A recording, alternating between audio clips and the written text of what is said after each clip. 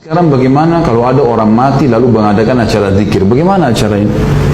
Baik, tanya sekarang, apakah Nabi SAW kalau ada orang mati berzikir di situ?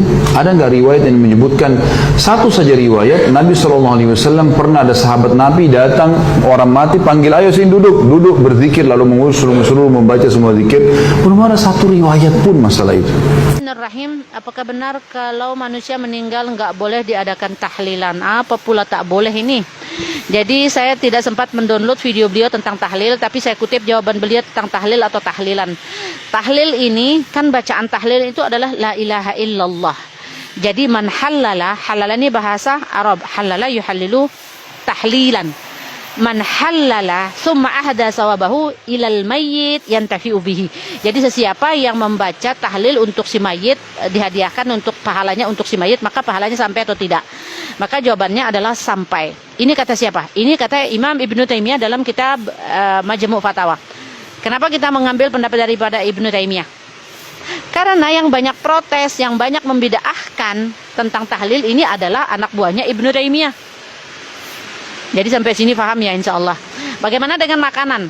Nah, dalam hal makanan yang kita sedekahkan lalu pahalanya itu kita niatkan untuk si mayit, maka kata beliau sampai. Mana dalilnya? Dalilnya adalah kata Sa'ad, ummi matat. Ummi saya, ibu saya meninggal ya Rasulullah SAW.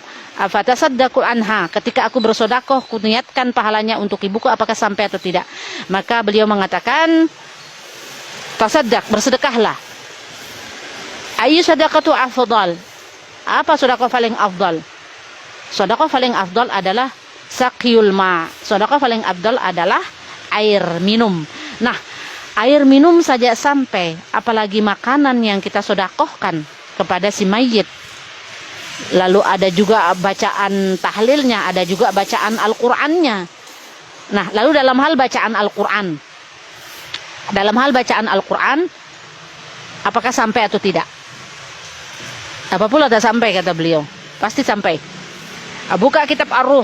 Kitab Ar-Ruh ini kitab Ibnul Qayyim Al-Jauziyah. Ini juga masih muridnya Ibnu Taimiyah. Tentang menjelaskan tentang sampai atau tidaknya tasbih kita. Maka suatu hari Nabi Muhammad SAW melewati salah satu kuburan muslim, lalu beliau mengambil pelepah kurma dan menancapkan di atas kuburan itu. Nah, apa kata Imam An-Nawawi dalam Majmu' Fatawa Syarah Sahih Muslim Ibn al-Hajjaj tentang hal ini, bahwa tasbih pelepah kurma saja sampai, apalagi tasbihnya orang beriman, katanya begitu. Jadi satu lagi tentang bacaan Al-Quran sampai atau tidak, ini dalilnya adalah Umar bin Khattab punya anak namanya Abdullah bin Umar. Jadi ketika beliau meninggal, Umar bin Khattab radhiyallahu an, beliau meninggal lalu berpesan kepada anaknya Abdullah bin Umar bahwa nanti ketika beliau meninggal diminta untuk membacakan Al-Quran pangkal surat Al-Baqarah di kepalanya dan ujung surat Al-Baqarah di ujung kakinya. Begitu. Allahu a'lam bissawab. Allahul muwaffiq lakumit thariq. Kalau bacaan tahlilannya itu dianjurkan memang. Bukan bid'ah. Mengapa dianjurkan? Yang pertama kali membaca zikir untuk orang mati siapa? Adalah Rasulullah. Dalam hadis-hadis riwayat Imam Ahmad, Imam Al-Baihaqi, Imam At-Tabrani, Al-Hakim At-Tirmidzi, sahabat Jabir bin Abdullah Al-Ansari berkata, kharajana ma'a Rasulillah sallallahu alaihi wasallam ila Sa'd bin Mu'adz yauma mautihi. Kami pergi bersama Rasulullah menuju kediaman Sa'd bin Mu'adz pada hari beliau meninggal dunia.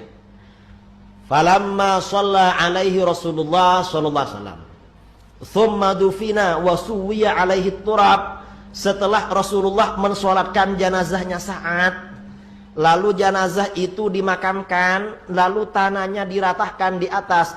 Jalasa Rasulullah sallallahu alaihi wasallam fawqa qabri. Rasulullah masih duduk-duduk di samping kuburannya, gak langsung pergi. Faqal subhanallah tawilan. Lalu Rasulullah membaca subhanallah dalam masa yang lama. Subhanallah, subhanallah, subhanallah, subhanallah, subhanallah, masa yang lama. Fasabbahna ma'ahu. Karena Rasulullah baca subhanallah, para sahabat baca juga subhanallah, subhanallah, subhanallah. Setelah lama, thumma qala Allahu akbar. Rasulullah membaca Allahu akbar, Allahu akbar, Allahu akbar. Fakabbarna. Kami juga baca Allahu akbar. Semuanya baca Allahu akbar. Satu riwayat Rasulullah membaca la ilaha illallah, para sahabat juga baca. Setelah berhenti, selesai, sahabat bertanya, "Ya Rasulullah, malaka tusabbih fatukabbir?" Rasulullah, ada apa engkau tadi baca subhanallah lalu baca Allahu Akbar, gak seperti biasanya? Rasulullah menjawab, apa jawaban baginda? Laqad tadayaqa ala hadzal 'abdis shalihi qabruhu. Hamba Allah yang soleh ini tadi benar-benar dihimpit oleh kuburannya.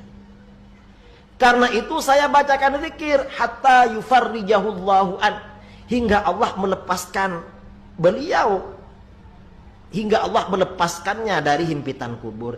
Sa'ad bin Mu'adz ini orang soleh yang mensolatkan Rasulullah masih dihimpit oleh kuburan. Untuk lepas dari himpitan, Rasulullah dan para sahabat perlu membacakan zikir. Yang kita ini kira-kira dihimpit apa enggak? Yang soleh aja dihimpit, apalagi yang tidak soleh.